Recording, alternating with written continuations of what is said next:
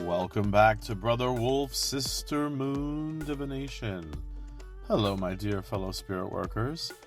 Today, I want to explore the topic of ghost hunting or paranormal investigation.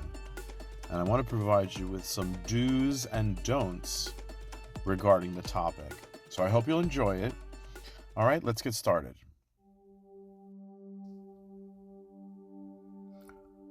Welcome, seekers of the unknown. Let's talk about paranormal investigation. It's not just about thrills. It's about respect, safety, and integrity. So let's explore some of the do's. Do respect the location. Treat every site, whether abandoned or occupied, with care. You're a guest in someone's history. Do work in teams. Never investigate alone. Paranormal or not, safety comes first. Do document everything. Record audio, video, and notes. Evidence matters more than adrenaline. Do stay skeptical, but open. Question what you see and hear, but don't dismiss experiences outright. Do respect the spirits. If you believe you're contacting something beyond, approach with courtesy, not provocation. So let's look at some of the don'ts. Don't trespass. Permission is essential. Breaking the law won't uncover the truth. So be very careful if you're exploring. Always ask for permission, and don't just break and enter or assume an abandoned place is open to the public. So always get consent and permission of the owners or the property, and be respectful. Don't fake evidence. Hoaxes destroy credibility. Authenticity is the investigator's greatest tool. Don't taunt or challenge. Provoking entities or people can lead to danger.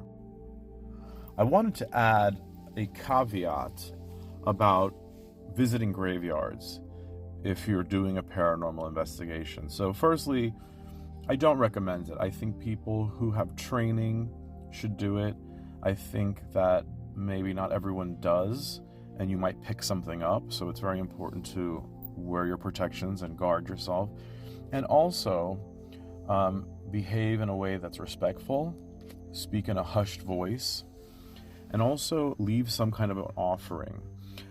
Some people will leave flowers.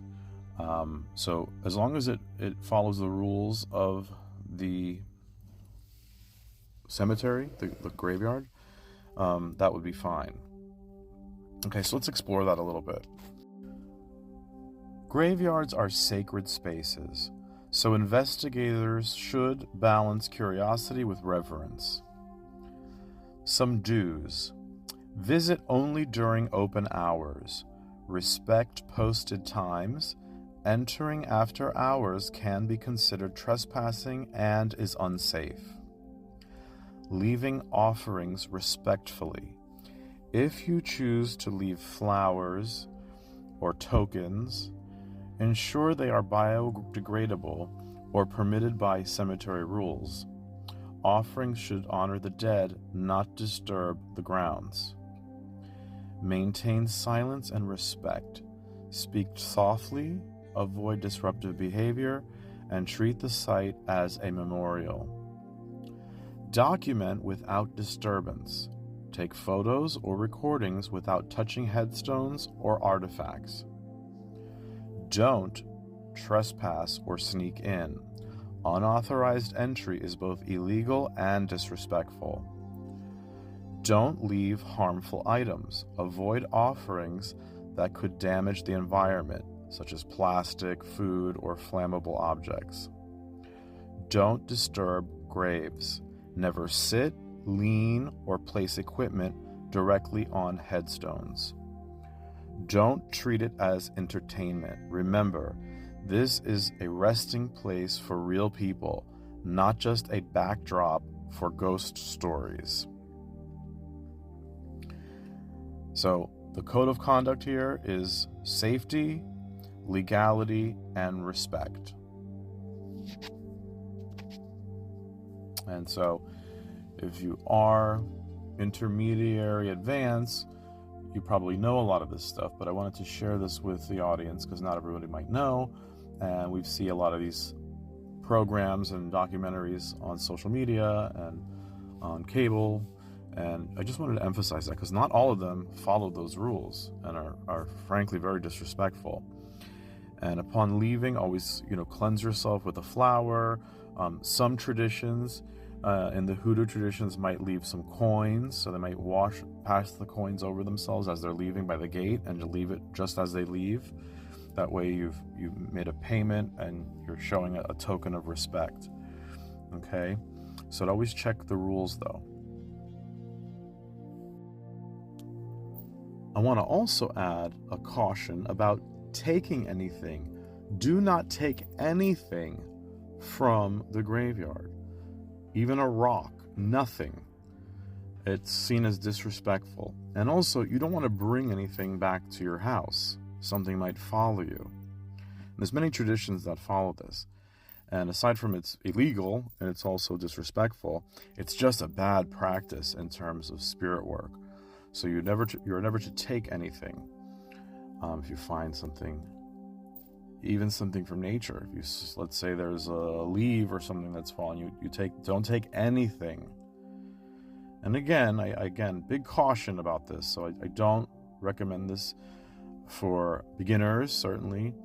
And one should really have the right state of mind and the real intention, right? It's not entertainment or curiosity.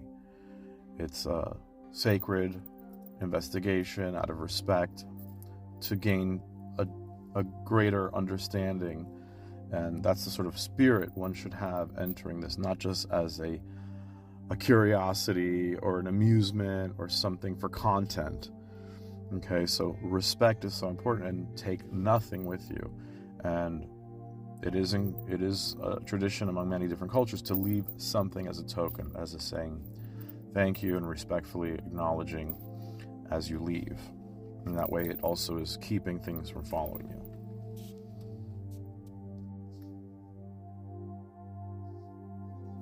Don't forget practical safety.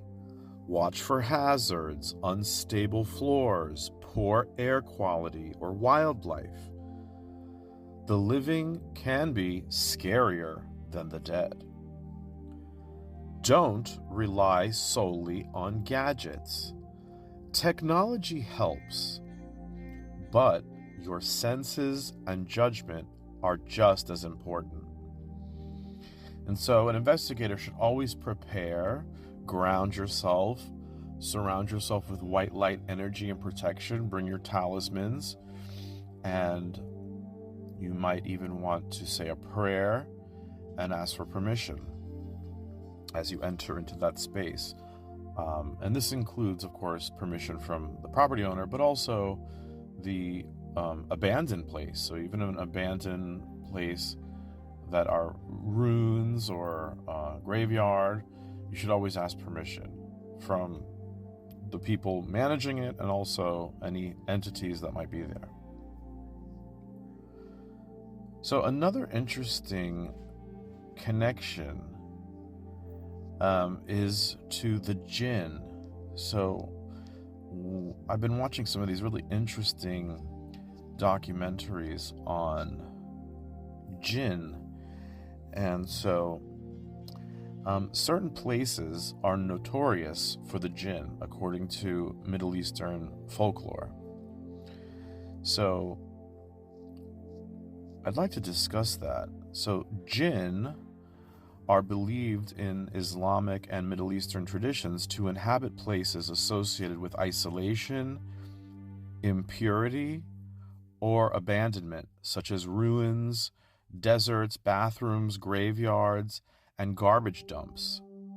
Precautions often involve prayer, reciting protective verses, and showing respect when entering such places. So, who are the jinn? Jinn are supernatural beings made of smokeless fire, according to Islamic belief. They have free will, meaning they can be good, evil, or neutral, unlike angels, who are always good and follow God's commands and rules. In folklore, they are seen as powerful, unpredictable, and capable of interacting with humans in both helpful and harmful ways.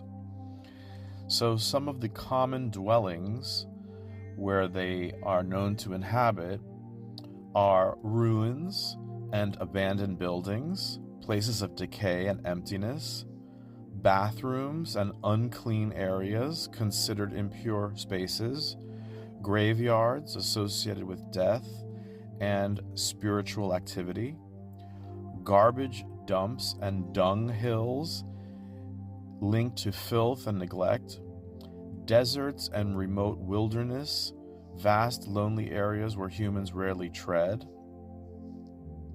And so you might want to incorporate some of these traditions in your investigations. So before you enter a building, if you get a weird vibe, and recite some of these prayers. So reciting prayers, or adkar, remembrance of God. Muslims are taught to say specific invocations before entering bathrooms, graveyards, or deserted places. Respecting boundaries. Avoid mocking or provoking jinn. As folklore warns, this can invite harm. Cleanliness. Maintaining purity and avoiding unclean places unnecessarily is considered protective. Seeking refuge in God. In Islamic tradition, believers recite verses like Ayat al-Kursi for protection. Accounts of jinn vary widely. Some are rooted in religious texts, others in cultural storytelling. Many scholars interpret jinn dwellings as metaphors for avoiding impure, unsafe places. Modern paranormal interests in ghost hunting or paranormal circles, jinn are sometimes equated with malevolent spirits, but traditional belief emphasizes their complexity. Not all are harmful. So another area that I've had experience with is also stairwells, right? Because mostly stairwells don't have a lot of people. People come and go to work and they go to their office. They don't usually congregate inside stairwells. So anywhere you might be that might be a home or a place where they inhabit, it's always best to be respectful. I always use the phrase Bismillah, and that's one of the ones that comes from Middle Eastern tradition. It's sort of asking God for help. So Muslim tradition teaches specific short prayers, du'as, for protection when entering places believed to be inhabited by jinn, such as bathrooms, graveyards, deserted areas, abandoned buildings, ruins, or even stairwells. The most common is Bismillah. Allahumma inna a'udhu bika minal kubuti val kaba it. So I apologize, I'm sure I'm not pronouncing that well. Meaning, in the name of Allah, O Allah, I seek refuge in you from evil and the evildoers, or evil ones. Okay, so there's all kinds of different ones to pray. Very interesting. So as just a precaution, I would always begin with Bismillah, in the name of Allah. Avoid disrespect or provocation in places associated with jinn. Maintain cleanliness and humility. Impurity is believed to attract harmful entities. Recite Quranic verses like Surah Al-Falaq and Surah An-Nas for spiritual shielding.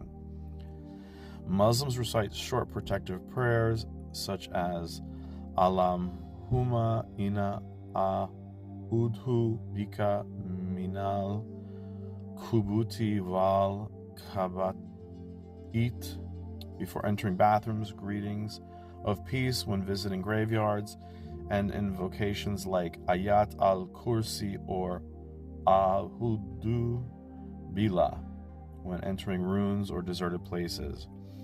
These are meant to safeguard against jinn and other unseen harms while showing respect for the sacred or vulnerable spaces. So something to keep in mind.